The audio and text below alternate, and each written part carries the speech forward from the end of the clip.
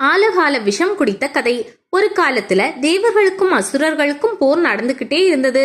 தேவர்கள் எல்லோரும் அசுரர்களின் தொல்லை பொறுக்க முடியாமல் பிரம்மனிடம் சென்று வழி கேட்டனர். பார்க்கடலை கடைந்து அமுதம் எடுத்து சாப்பிட்டால் இறப்பில்லாத இளமையான வாழ்வை பெறலாம்.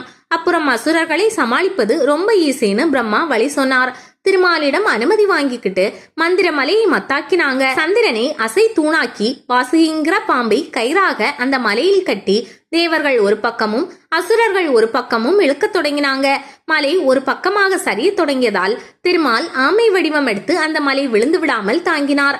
அப்புறம் ஒரே ஸ்பீடு தான். அமுதம் முன்ன போகிறோம் என்கிற சந்தோஷத்தில் தேவர்கள் வேக வேகமாக கடந்தாங்க.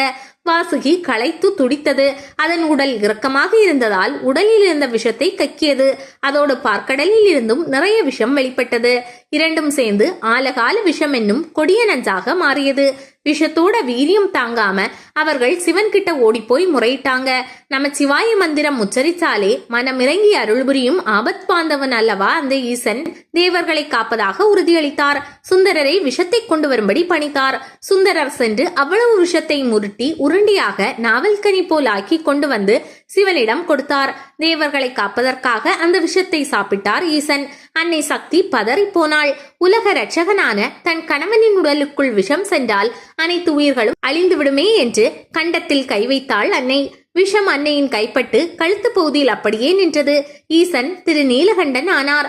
அவரது உடலில் இருக்கும் விஷத்தின் உஷ்ணம் குறைவதற்காக பிரம்மா, திருமால், 33 தேவர்கள், இந்திரன், முனிவர்கள், ரிஷிகள், அசுரர்கள் இவர்களுடன் பார்வதி தேவியும் சிவனை நினைத்து 6 கால பூஜை செய்து வழிபட்ட தினம்தான் சிவராத்திரி. அப்படி சிவபெருமான் அனைத்து உயிர்களையும் காப்பதற்காக ஆலகால விஷத்தை அமுது போல் எண்ணி அருந்தியதை நமக்கு இன்றும் நினைவுபடுத்திக் கொண்டிருப்பதுதான் சிவராத்திரி.